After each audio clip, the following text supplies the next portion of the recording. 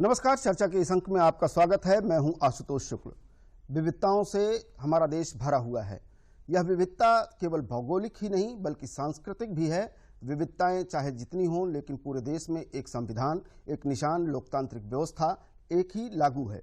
विविधताओं को अपने में समेटे हमारा राष्ट्र दुनिया के लिए कौतूहल का विषय रहता है और यही कारण है कि दुनिया के विभिन्न देशों से लाखों पर्यटक हमारी सांस्कृतिक विविधता को देखने आते हैं। वर्तमान सरकार भी इस सांस्कृतिक विविधता को एक गुलदस्ते में पिरोना चाहती है। सरकार का प्रयास है कि विभिन्न भाषाओं, त्योहारों, रीति रिवाजों, मान्यताओं और संस्कृतियों को लोग जानें और समझें, और यही समझ राष्ट्र के एकीकृत स्वरूप का निर्माण करती है। एक भारत श्रेष्ठ भारत अभियान का उद्देश्य देश के 36 राज्यों और केंद्र शासित प्रदेशों की समृद्ध संस्कृति तथा विरासत, खान पान, हस्तकलाओं और रीति रिवाजों को प्रदर्शित करना है। इस अभियान के अंतर्गत सांस्कृतिक आदान प्रदान को बढ़ावा देने के लिए 2 अलग अलग राज्यों को जोड़ीदार राज्य बनाया गया है। उत्तर प्रदेश का जोड़ीदार राज्य पूर्वोत्तर के अरुणाचल प्रदेश और मेघालय हैं। सांस्कृतिक विविधताओं की और गहराई से चर्चा करने के लिए आज हमारे साथ स्टूडियो में मौजूद हैं सांस्कृतिक इतिहासकार प्रोफेसर रवि भट्ट और वरिष्ठ पत्रकार आलोक पराटकर। आप दोनों महानुभावों का हमारे स्टूडियो में बहुत बहुत स्वागत है। आज की चर्चा हम शुरू करें उससे पहले देखना चाहेंगे कि एक रिपोर्ट है जो किस तरह से एक भारत श्रेष्ठ भारत जो है ये पूरा कैंपेन है और किस तरह से पूरे देश को एक साथ जोड़ने का काम करता है। जी,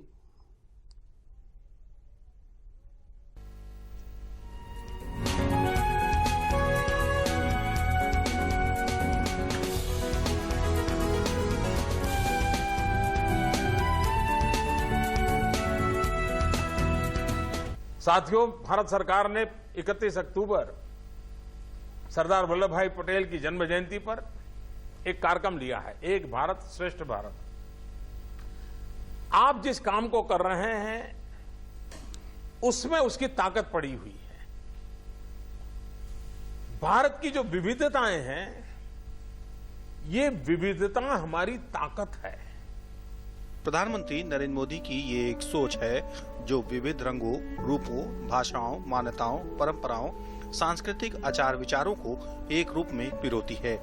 वास्तव में भारत की आजादी के साथ जब देश के पहले गृह मंत्री सरदार वल्लभ भाई पटेल ने राष्ट्र को राजनीतिक एकीकृत स्वरूप प्रदान किया, उसी समय से विविध सांस्कृतिक रंग रूपों के एक गुलदस्ते में पिरोने की सोच भी बलवती होती रही थी। यही कारण है 31 अक्टूबर 2015 को भारत सरकार ने सरदार वल्लभ भाई पटेल की 140वीं जयंती पर एक नई पहल की और एक भारत श्रेष्ठ भारत अभियान की शुरुआत की। ये जो एक कॉन्सेप्ट है मूवमेंट का और इंटरैक्शन का, ये एक बहुत ही पॉजिटिव कॉन्सेप्ट है। मैं अगर अपने सब्जेक्ट के नजरिए से बोलूं तो हम लोग जूलॉजी पढ़ाते हैं, जंतु विज्ञान। इंडिया एक बायोडाइवर्सिटी हॉटस्पॉट है। पूरी दुनिया में 13.8% बायोडाइवर्सिटी हमारे पास है, लेकिन हम लोग ज़्यादातर उससे अनभिज्ञ हैं क्योंकि हम लोग मूव ही नहीं करते। यूपी का इंसान नॉर्थ ईस्ट नहीं गया, नॉर्थ ईस्ट का इंसान जल्दी यूपी नहीं आया, हमने अंडमान निकोबार नहीं देखा, वहाँ के जीव जंतु ये सब नहीं देखे। तो ये मूवमेंट जो एनकरेज किया गया है इस थीम के अंदर, इससे बहुत डेवलपमेंट होगा, तो नॉलेज का भी और हमारे दिलों के जुड़ाव में भी। वास्तव में प्राचीन भारत में भी भारतीय संस्कृति का विविध स्वरूप विद्यमान था। देश की विविध सांस्कृतिक मान्यताओं को एक राष्ट्रीय चेतना के रूप में पिरोने के लिए आदि शंकराचार्य ने देश के चारों कोनों पर 4 मठों की स्थापना की। श्रृंगेरी शारदा पीठ भारत के दक्षिण में, रामेश्वर में मठ, उड़ीसा के पुरी में गोवर्धन मठ, गुजरात में द्वारका मठ और उत्तराखंड में बद्रीनाथ धाम की स्थापना की गई। उद्देश्य स्पष्ट था कि बहुल मतांतरों, आचारों, व्यवहारों वाले लोगों को एक दूसरे के बारे में जानने का अवसर मिल सके। भारत जैसा विविधता वाला देश मुझे नहीं लगता विश्व में कोई और देश है जहां इस तरह की विविधताएं होंगी। इतनी विविधताओं के बावजूद भारत एक देश के रूप में है, और आज से नहीं, ये सदियों से, सहस्त्रों वर्षों से यही इसकी संस्कृति रही, यही इसकी परंपरा रही है। इधर में क्या हुआ है कि बहुत से लोग इस चीज़ को समझ नहीं पा रहे हैं, क्योंकि उस स्तर का आदान प्रदान, आवागमन, अगर आप देखें हमारे यहाँ के चारों धाम जो स्थापित किए गए, इस प्रकार से किए गए कि वो राष्ट्रीय एकता का भी कार्य करते हैं, एक सूत्र में पिरोते हैं। जबकि संपूर्ण विश्व भारत की इस बहुरंगी सांस्कृतिक व्यवस्था को एकीकृत रूप में आश्चर्य के साथ देखता है, तो आवश्यक है कि आवागमन की आधुनिक व्यवस्था में देश का युवा देश को जाने, राष्ट्र की आंतरिक ऊर्जा को पहचानने के साथ ही एकता, शांति और सद्भाव के पथ पर और तेजी से आगे बढ़ सके। आशुतोष शुक्ल की report, DD news, Lucknow. Ravi ji, हमारी यह रिपोर्ट थी जिसमें मैंने कोशिश की थी कि किस तरह से हमारी सांस्कृतिक विविधता, जो बहुलता है हमारी, वह एकीकृत रूप से एक भारत का निर्माण करती है, एक भारत को जो है एक स्वरूप प्रदान करती है जी। और अगर हम बात करें तो राजनीतिक रूप से अगर बात करें तो सरदार वल्लभ भाई पटेल ने देश की आज़ादी के साथ जो राष्ट्रीय एकीकरण का राजनीतिक रूप से काम किया, उन्हीं के जन्मदिन पर प्रधानमंत्री नरेंद्र मोदी ने इस सांस्कृतिक एकीकरण का जो अभियान शुरू किया, किस रूप में देखते हैं आप इसको? देखिए, आपने बात बहुत अच्छी कार्य बहुत अच्छे ढंग से करा सरदार पटेल जी को याद करके, क्योंकि उनको याद न करना जब भी इस एक देश और एक भारत की बात होती है जी, तो सरदार पटेल की बात तो सबसे पहले होनी चाहिए थी और वो आपने करा, उसके लिए बहुत बहुत धन्यवाद। सरदार पटेल ने, ऐसा कि हम लोग जानते हैं, उस समय 365 स्टेट्स थी 1947 जब भारत को आज़ादी मिली, और उस समय उन्होंने 3 स्टेट्स को छोड़ के, कश्मीर, जूनागढ़ और हैदराबाद, इनको छोड़ के 362 स्टेट्स को जिस आदमी ने एकदम एक करा, इसका रीजन, इसके 2 रीजन थे। आपकी बात का जवाब इसमें छिपा हुआ है। इसके 2 रीजन थे। एक रीजन तो इसका था, पॉलिटिकल रीजन था। पॉलिटिकल रीजन था, इट वॉज नॉट, बहुत आसान काम नहीं था कि जिन लोगों को आपसे कह दिया जाए अपने घर के 2 कमरे दे दीजिए, आप नहीं देंगे, और कहा जाए आप पूरे सारा घर दे दीजिए, किसी को पूरी रियासत दे दीजिए और आप खुद कहना चाहिए सड़क पे आ जाइए। इसको लाने का काम, यह राजनीतिक काम जो था, दुनिया में पहली बार, भारत में नहीं दुनिया में पहली बार जो किसी ने अगर किया था 362 स्टेट्स के लिए, बेगर खून बहाए जरा सा भी, वो सरदार पटेल ने किया था। दूसरा जो काम आसानी से जो हो गया, जिसमें आपका उत्तर निहित है, उत्तर के अंदर है, वो इसका केवल बेसिक रीजन ये था कि कुछ लोग जो वेस्टर्न हिस्टोरियंस हैं, उनका कहना है कि अंग्रेजों के पहले भारत नाम की कोई चीज़ ही नहीं थी, छोटी छोटी रियासत हुआ करती थी अलग अलग इंडिपेंडेंट, तो भारत का कहाँ पर करना चाहिए परिकल्पना थी। पर ऐसा नहीं है, ऐसा नहीं है। वो ऐसे ही था जैसे एक खानदान के 3 बच्चे 3 जगह पे जाके नौकरी करने लग जाएं, पर वो खानदान तो एक ही कहलाएगा। इसी रंग से डिफरेंट रियासत जरूर थी, पर इनकी सांस्कृतिक विरासत एक थी। इनकी जैसे आत्मा है, कहना चाहिए नहीं कि एक हाथ अलग है, पैर अलग है, बिल्कुल सर अलग है, लेकिन ये चलते उसी प्राण शक्ति से हैं, उसी आत्मा प्राण शक्ति की बात आपने कही रवि जी। आपको थोड़ा सा और मैं याद दिलाना चाहता हूँ, प्राचीन भारत का जो हमारे स्वरूप था, जहाँ से आपने बात शुरू की कि रियासतों में ये पूरा देश बटा हुआ था, लेकिन आपने जिस तरह से कहा कि वो 3 घरों में रहते थे, और यही कारण था कि आदि शंकराचार्य ने जो है पूरे उस एकीकरण काम जो है, अगर सच पूछे तो उसी वक्त शुरू हुआ, और उन्होंने देश के चारों कोनों पर ऐसे धार्मिक स्थलों का निर्माण कराया जहां पर लोग यात्रा करके अपने धार्मिक अनुष्ठान ही न पूरे करें, बल्कि उस पर्यावरण, वातावरण, संस्कृतियों को भी ग्रहण कर सकें। देखिए, यहाँ पर मैं आपको थोड़ा सा करेक्ट करना चाहूंगा। आदि शंकराचार्य ने उनका निर्माण नहीं कराया था, ही हैड रीइंफोर्स्ड दैट, वो ऑलरेडी दे वर देयर, पर उन्होंने उसकी प्राण प्रतिष्ठा करी थी, यूं समझ लीजिए, जाने के लिए। तो ये क्रेडिट उनको आता है, वरना तो हर एक का आप देखिए धाम का जितना है, कोई द्वापर का था, कोई कलयुग में था, कोई अलग अलग युगों में ऑलरेडी देवर थे। और शंकराचार्य कब पैदा हुए? शंकराचार्य पैदा हुए 1700 के अंदर पैदा हुए हैं एडी में। तो उसके बाद जो आपके जो 8वीं जो सदी थी, उसके अंदर उन्होंने ये सब करा, पर ये पहले ही से वहाँ पर थे। पर जो वही आपने बहुत अच्छा लग रहा मेरे को कि आपने शंकराचार्य से बात शुरू करी सरदार पटेल तक, बिल्कुल आपने कहानी के दोनों सिरे एकदम बिल्कुल सही ढंग से पकड़े हैं कि जो अभियान ऑलरेडी था। देखिए यहाँ, और उसके भी पहले थोड़ा था, अगर आप चलिए तो आप पाएंगे कि यहाँ पर हिंदुस्तान सबसे ज्यादा कौन सी चीज आपको कहना चाहिए एकीकृत करती है, वो करता है संस्कृत आपकी। और संस्कृत का जो सबसे इंपॉर्टेंट चीज होती है 2, first is the language and the second is the religion. और हिंदुस्तान के अंदर जो था, जो रिलीजन था, आप देखिए मतलब आपको कितना मतलब अचंभा होगा भारत के ऊपर, आपको गर्व होगा भारत के ऊपर कि यहाँ पर जो हिंदू धर्म है, जो बाद में आया, पहले तो हिंदुज्म जो द्रविड्स की जो परिकल्पना थी वो भी नॉन वैदिक था, ये बहुत कम लोग जानते हैं, पर बेसिकली हिंदू धर्म जो है वैदिक धर्म है।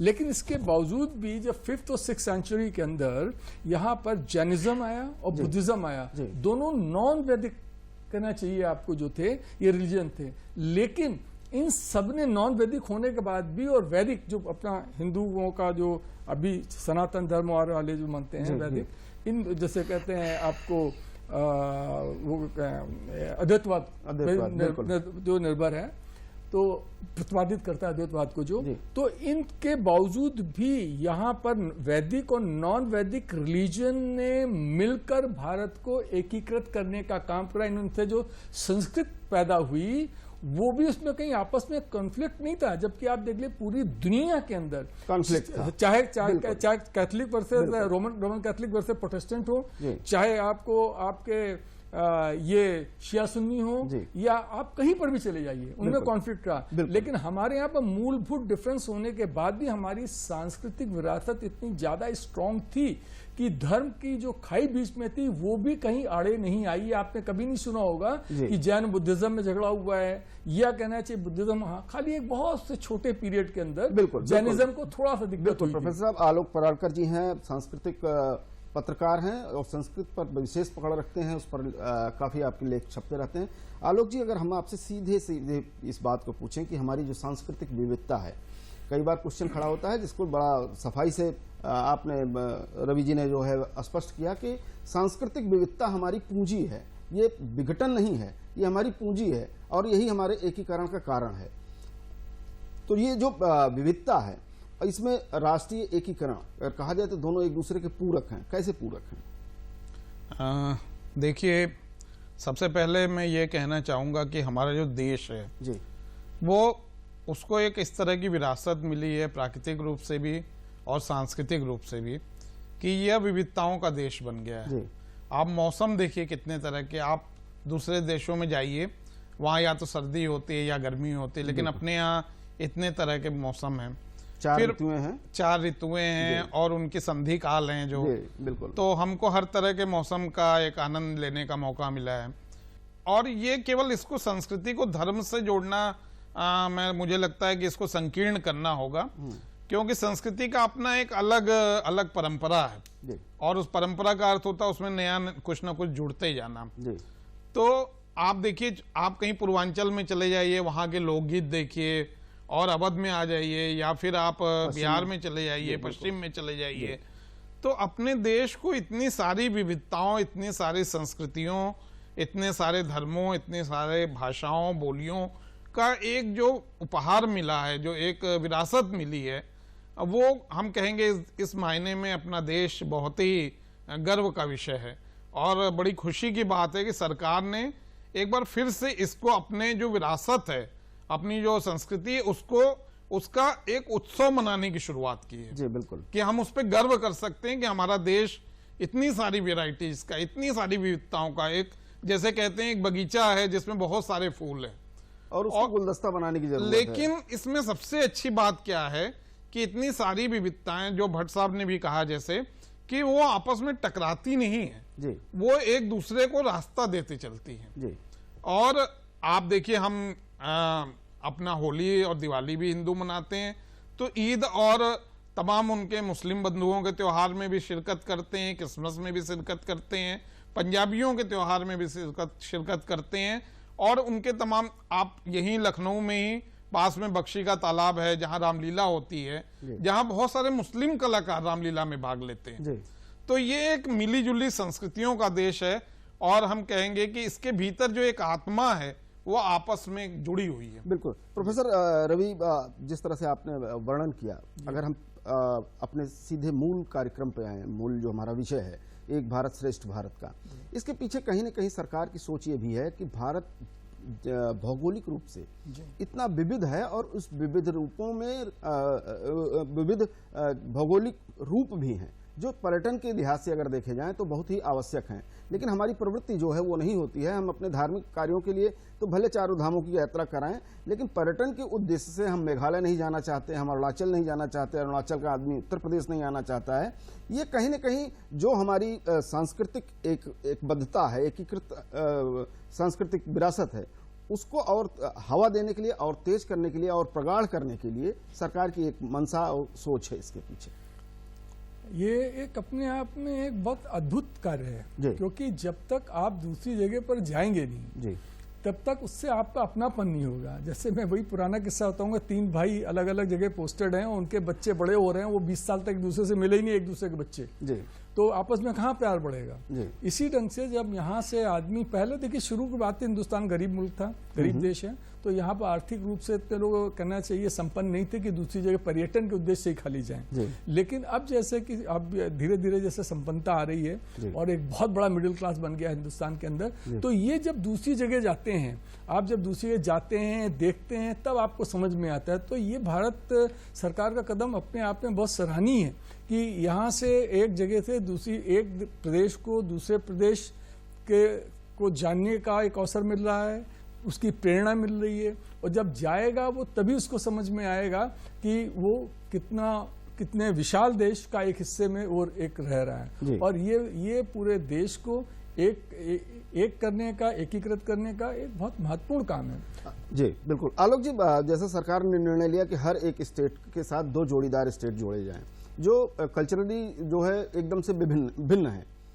उत्तर प्रदेश के साथ मेघालय और अरुणाचल प्रदेश जोड़े गए हैं। सिर्फ इस बात के लिए जोड़े गए हैं कि अरुणाचल, पूर्वोत्तर का अरुणाचल और मेघालय उत्तर भारत को जान सके और उत्तर भारत जो है मेघालय और अरुणाचल को जान सके। खासतौर पर वहाँ के खान पान, वहाँ के हस्तशिल्प, वहाँ का जो रीति रिवाज है, खूब अच्छी तरह से एक दूसरे को सब समझ सकें। उसके लिए सरकार का लगातार प्रयास जारी है। क्या कुछ कहेंगे इन दोनों राज्यों और उत्तर भारत को मिला करके, अगर कोई बात पूछी जाए तो?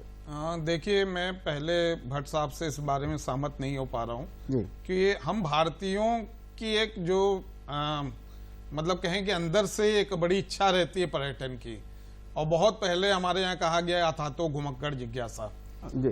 तो हम मतलब बहुत यायावर एक प्रवृत्ति के लोग हैं जो घूमते रहते हैं चारों तरफ। लेकिन अगर हम अरुणाचल और ये यहाँ इन प्रदेशों में अगर नहीं गए, खासकर जो वहाँ का पूरा जो 7 सिस्टर स्टेट कहते हैं जिनको, तो इसलिए कि वहाँ के इंफ्रास्ट्रक्चर उस तरह का डेवलप नहीं हो पाया।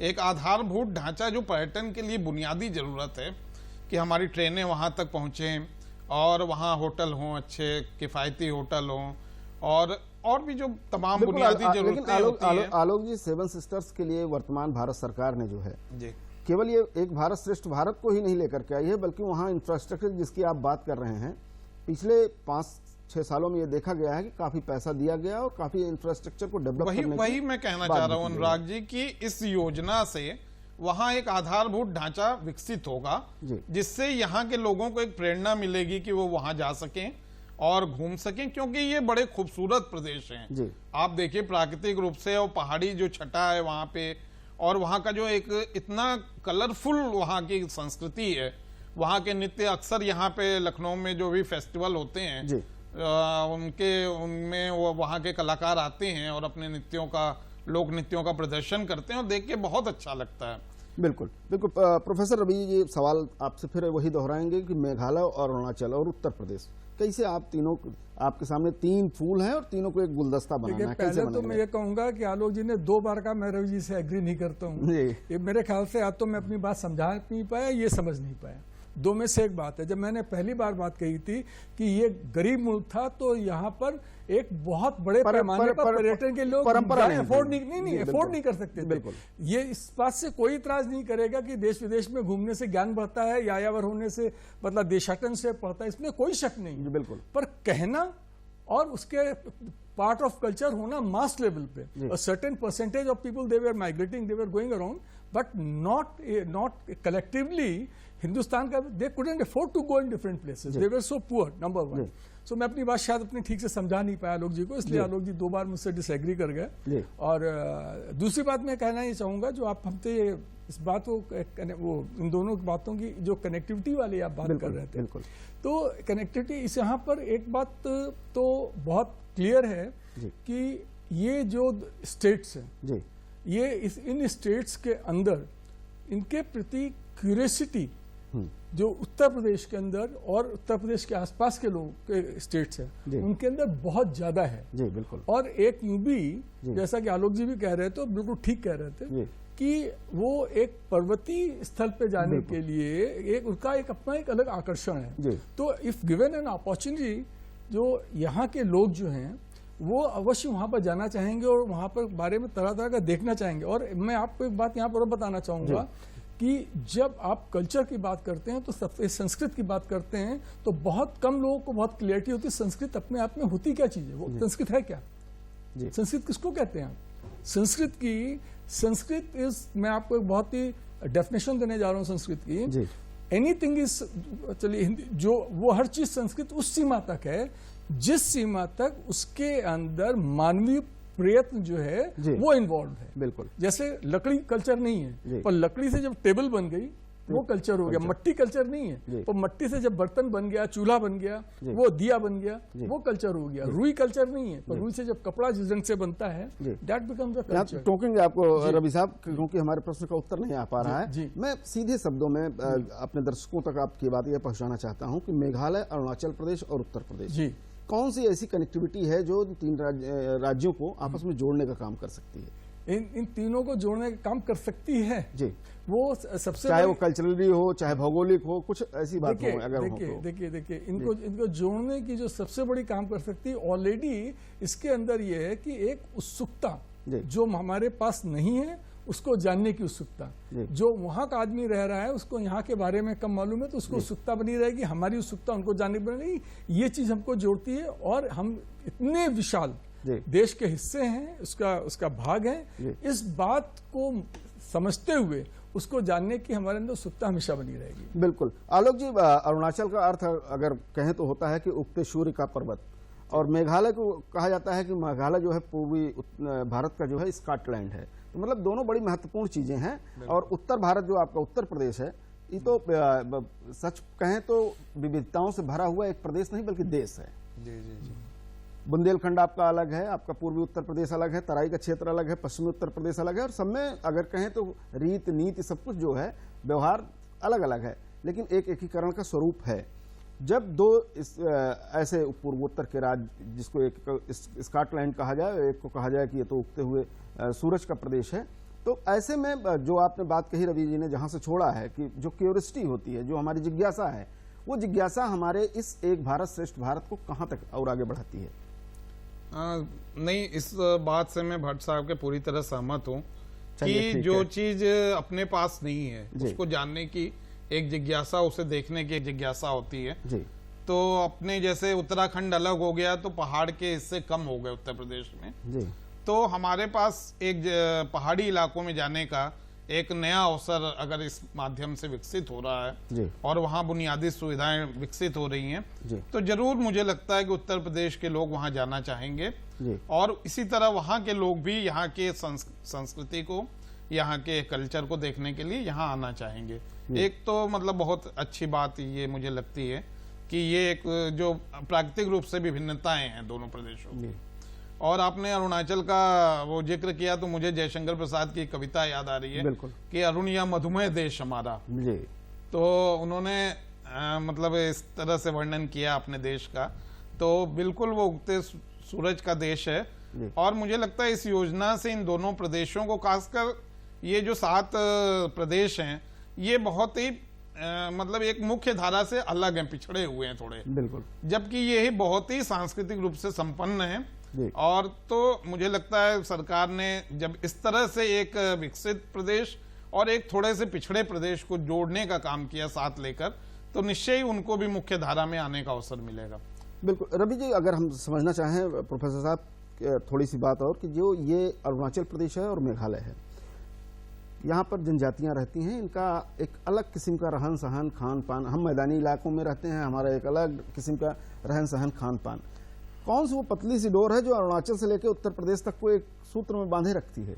वो भारत की भावना है, एक संपूर्ण भारत की भावना है कि हम इतने बड़े महादेश के नागरिक हैं, इससे इतने बड़े महादेश के हम हिस्से हैं। ये बात जब वहाँ पर बैठा हुआ, जिसको आप जनजाति कह रहे हैं, जनजाति के लोग हैं, वो भी जब बैठ के कहते, ये सोचते हैं कि हम इस महान भारत के निवासी हैं जी। तो ये बात उनको हमसे जोड़ती है।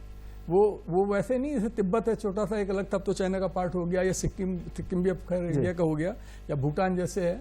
तो वो ये चीज उनको हमसे जोड़ती है और हमको उनसे जोड़ती है इस बात को कि हम ये हैं, हमारे हिस्से ये हैं, हमारे भाई ये हैं, हमको इनको देखना है। तो एक संपूर्ण भारत के हिस्सा होने का, इतने बड़े भारत के हिस्सा होने का जो सुख है, ये चीज हमको एक दूसरे से जोड़ती है। ये भाव है और हमारी भावना है कि अरुणाचल का व्यक्ति भी पूरे देश को अपना देश समझता है और हम भी समझते हैं वो हमारा हिस्सा है। आलोक जी, हम अपनी बातचीत लगभग हमारा समय समाप्त हो रहा है, लेकिन जाते जाते हम एक चीज ये फिर से आपसे जानना चाहेंगे, आप पत्रकार हैं, कि सरकार इसको अभियान के तौर पर लेती है, एक भारत श्रेष्ठ भारत को, और इस अभियान के लिए जितनी ऊर्जा दे सकती है वह ऊर्जा भी दे रही है। थोड़ा संक्रमण काल है इस वक्त, जो है संभव हो सकता है नहीं है उतना आवागमन, लेकिन ये समाप्त भी होगा और राष्ट्र के एकीकरण में ये अभियान कितना कारगर होगा। रवि जी को आप बता दें 1 मिनट में। नहीं, मैं एक बात का थोड़ा सा मेरे को उत्सुकता हो रही है, मैं जरूर उसको बता दूंगा ना, छूट जाएगी बात। बिल्कुल। ये जो आप कह रहे थे, ये एक भारत श्रेष्ठ भारत, एक भारत श्रेष्ठ भारत, इस बात की आवश्यकता आदिकाल से थी जी, और आदिकाल से इस बात की आवश्यकता थी। एक भारत श्रेष्ठ भारत हम नहीं कर पाए थे, इसीलिए हम बरसों गुलाम रहे थे जी, बिल्कुल। अब अगर किसी भी सरकार ने ये सोचा है कि एक भारत श्रेष्ठ भारत बने जी, और इन डिफरेंसेस मिटे जी, तो इससे वाकई श्रेष्ठ भारत बनने की एक बहुत ही सार्थक कदम है। आलोक जी, 1 मिनट में आपसे जवाब चाहेंगे। मैं बस ना कहूंगा कि कोई भी अभियान जो है जी, वो तभी सफल होता है जब जनता उससे जुड़ती है जी। तो निश्चय ही कुछ इस तरह के प्रयास किए जाएंगे कि लोगों में एक उत्सुकता आएगी वहाँ के खान पान को लेके, वहाँ के संस्कृति, वहाँ के पर्यटन को लेके, और इसी तरह उस प्रदेश के लोगों में भी उत्तर प्रदेश के बारे में आएगी। निश्चय ही मैं बहुत आशान्वित हूँ और मुझे लगता है कि दोनों प्रदेश और निकट बहुत सार्थक कदम। बिल्कुल, भारत एक विविधताओं से भरा हुआ देश है, एक बहुरंगी छटा है, बावजूद इसके इसमें एक भाव है, एक भावना है जो पूरे राष्ट्र को एक सूत्र में पिरोती है।